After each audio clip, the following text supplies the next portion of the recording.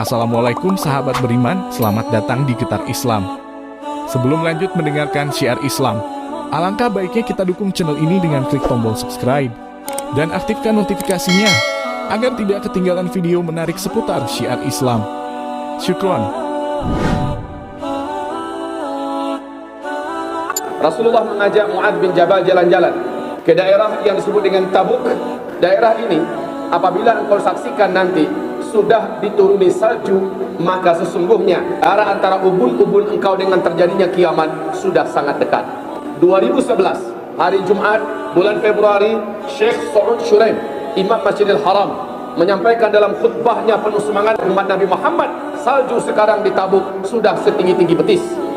Maka Syekh Saud Shuraim mengatakan, cara antara kita dengan kehancuran alam semesta sudah tidak lama lagi. Kiamat baru terjadi apabila gurun Sahara telah kembali menghijau, sungai-sungainya kembali dialiri oleh air-air.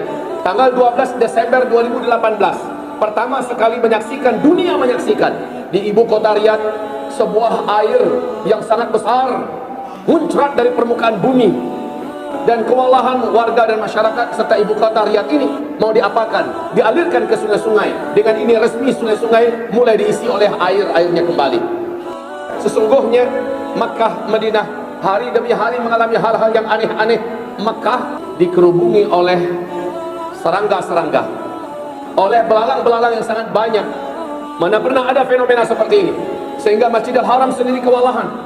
Puluhan ribu pekerjanya kesulitan untuk membersihkan jangkrik-jangkrik ini. Rumah-rumah penduduk bagaikan dibungkusi oleh jangkrik-jangkrik ini.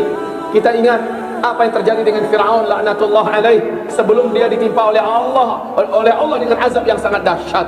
Belalang yang sangat banyak berdatangan ke negeri Mesir, khususnya ke istana Fir'aun. Setelah itu Fir'aun dihancurkan oleh Allah Subhanahu wa taala beserta seluruh perangkat-perangkat dan elemen-elemen kekuatan-kekuatannya dan kekuasaannya. Muhammad bin Salman, pangeran putra mahkota Arab Saudi, mengambil alih tampuk kekuasaan dari putra mahkota Pangeran Muhammad bin Naif, di mana dia yang dinobatkan oleh Raja Salman sebagai raja setelahnya. Setelah dirampas, Arab Saudi dirubah 180% oleh Muhammad bin Salman, dan sekarang Arab Saudi menjadi negara liberal. Musik dihalalkan, wanita-wanita diberikan kebebasan, kemudian pariwisata dibuka, dan konser-konser musik diadakan, bioskop-bioskop diadakan di mana-mana. Ulama-ulama ditangkapi, dijebloskan ke dalam penjara-penjara. Siapa yang kritis? Kalau seandainya ada media-media yang berani mengkritik sedikit saja, maka pemiliknya, aset-asetnya dibukukan semuanya, dan orang ini dijebloskan ke dalam penjara. Barometer akhir zaman bukan Indonesia, bukan Cina, bukan Asia Tenggara, bukan Afrika, bukan Eropa, bukan Amerika. Barometer akhir zaman adalah Arab Saudi. Di situ ada Mekah dan Madinahnya. Maka semua hadis-hadis yang kita baca tentang akhir zaman bisa kita berkaca di sana. Rasul sallallahu alaihi wasallam bersabda, "La taqumu sa'ah hatta yasira al-furatu bi jabalin 'an dhahab, yaqtatilu an-nasu 'alayhi, fayuqtalu kullu mi'ah 99, fayaqulu kullu rajulin minhum la'alli akuna ana alladhi anju." Kiamat tidak akan terjadi sampai Sungai Efrat. Sungai Efrat ini satu di antara 3 sungai terbesar di Timur Tengah. Sungai Nil, Sungai Tigris, dan Sungai Efrat. Sungai Efrat ini sumbernya dari Turki, lehernya Suriah, bodinya Irak, dan ujungnya Iran. Nabi berkata, kiamat tidak akan terjadi sampai Sungai Efrat mengering. Bila ia sudah mengering, manusia akan datang ke sana berlomba-lomba karena ditemukan adanya gunung emas yang sangat besar dalam perut bumi Irak yang nanti akan muncul ke permukaan, dan manusia membawa senjata-senjata mereka. Dalam setiap 100 orang lelaki yang berperang di sana dengan senjata-senjata mereka akan mati terbunuh demi perebutan emas itu 99 orang, dan cuma 1 orang yang selamat. Mari kita dengarkan tanggal 12 Februari tahun 2013, New York Times, majalah bergengsi Amerika Serikat, merilis pernyataan resmi milik NASA bahwa peneliti dan ahli-ahli kami telah melihat Sungai Efrat telah susut airnya saat ini, kata mereka tahun itu ya, 2013 Februari, saat ini telah kering dan susut airnya 60%. Menurut para ahli dan pakar kami, air Sungai Efrat ini akan susut 100% tahun 2014. Benar, Maret 2014 sampai hari ini tidak ada satu tetes pun air yang mengalir lagi di Sungai Efrat di Irak. Dan yang mengejutkan, sebelum George Walker Bush atau George Bush diganti oleh Barack Obama, sebelum beliau diganti, George Bush berpidato. Pidato ini di depan Gedung Putih masih ada di YouTube. Apa kata George Bush? satelit kita telah menangkap ada potensi emas yang sangat besar dalam perut bumi Irak. Amerika Serikat selaku polisi dunia akan memastikan emas ini aman dari tangan para penjahat-penjahat yang tidak bertanggung jawab. Apa yang dikatakan oleh George Bush sebenarnya mengungkap fakta hadis Nabi 1400 tahun yang lalu. Sungai Efrat mengering di Irak, ditemukannya gunung emas, dan manusia nanti akan berbondong-bondong datang ke sana membawa senjata-senjata mereka.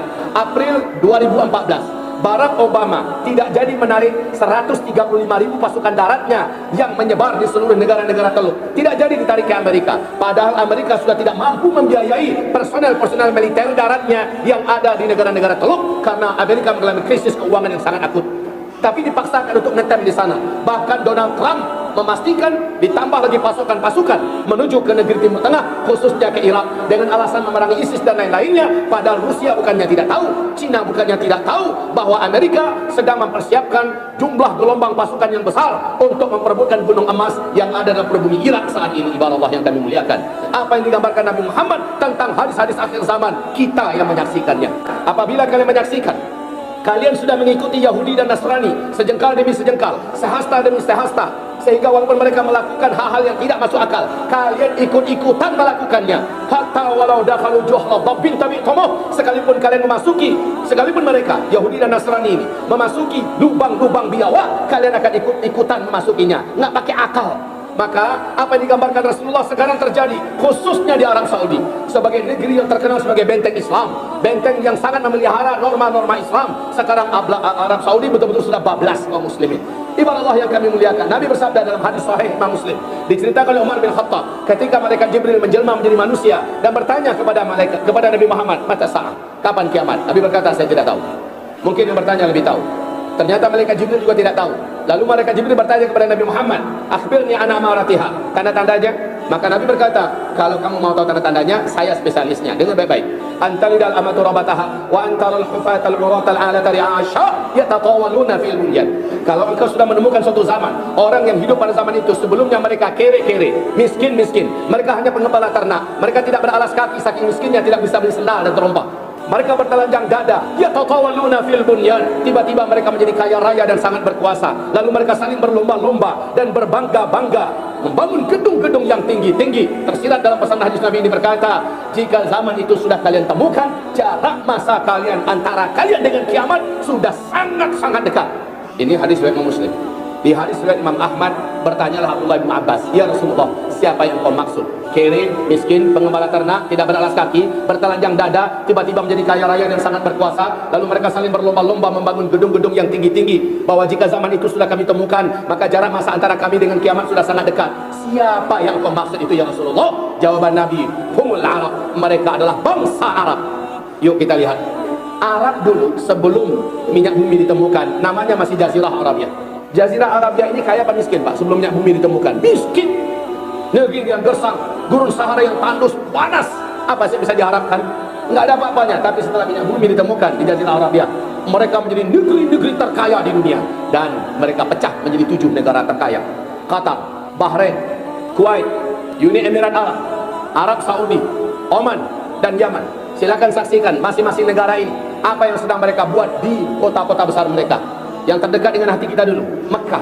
Apa ini boleh kerajaan Arab Saudi sekitar Masjidil Haram kita? Masya Allah, gedung-gedung tinggi pencakar langit yang mengagumkan dan memukau. Lihat Madinah Al-Munawwarah, Masjid Nabawi yang begitu agung, sudah bagaikan tenggelam dikelilingi hotel-hotel bintang 5 yang mewah-mewah, tinggi-tinggi dan besar-besar. Ibu kota Riyadh, ketika Raja Abdullah masih hidup, Pangeran Salman diangkat menjadi gubernur, memimpin ibu kota Riyadh. Oleh Pangeran Salman, ibu kota Riyadh disulap menjadi kota metropolitan ala Eropa, bahkan mengalahkan kota-kota besar Eropa.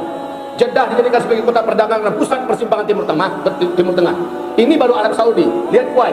Kuwait, kota-kota besar di Kuwait mengalahkan semua alat pembangunan yang ada di Amerika, di Eropa, dan negara-negara maju lainnya. Masya Allah.